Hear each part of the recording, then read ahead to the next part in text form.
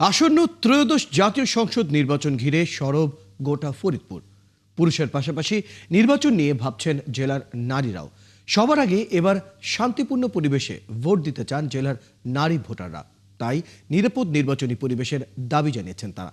পাশাপাশি তারা এবার এমন প্রার্থীকে ভোট দিতে চান যারা নারীদের উন্নয়নের বিষয়ে গুরুত্ব দেবে। মনিরুল ইসলাম টিটুর তথ্য ও ছবিতে প্রতিবেদন।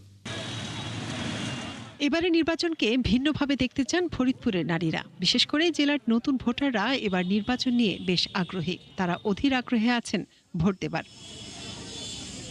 তবে বর্তমান পরিস্থিতিতে নির্বাচনী পরিবেশ নিয়ে শঙ্কিত তারা। দীর্ঘ সময় ভোট দিতে না পারা এই ভোটাররা এবার কেন্দ্রে যেতে চান, সেই সাথে পছন্দের প্রার্থীকে নির্বাচিত করতে চান। তারা বলছেন, নতুন ও আধুনিক ব্যবস্থার সাথে তাল মিলিয়ে দেশকে উন্নয়নের শিখরে নিয়ে যেতে পারবেন এমন প্রার্থীকেই ভোট দেবেন।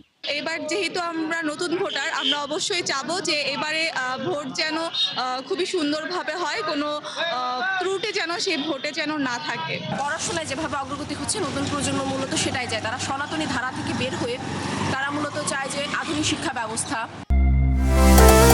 জীবনে ডাকে আমি সারা দিই, আমি থামি না। ফ্রিডম স্যানিটারি ন্যাপকিন, ফ্রিডম মানে স্বাধীনতা। জেলার নারী ভোটাররা বলছেন, এমন প্রার্থী আসুক যারা নারী বান্ধব হবে, নারীদের সামাজিক নিরাপত্তা, শিক্ষা, স্বাস্থ্যসেবা, কর্মসংস্থানের সুযোগ সৃষ্টিতে ভূমিকা রাখবে। তারা চান নির্বাচিতরা অবশ্যই পিছিয়ে পড়া নারীদের এগিয়ে নিতে কাজ করবেন। চাই যেন কোনো রকম ভয় ছাড়া একটা উৎসবমুখর পরিবেশে আমরা নির্বিঘ্নে ভোট দিতে পারি।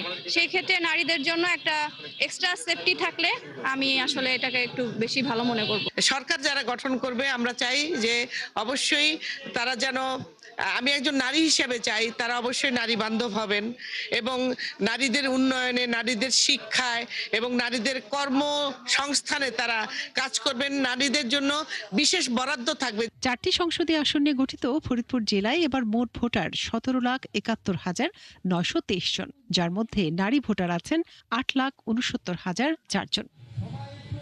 মনিরা কাজুরি, 71।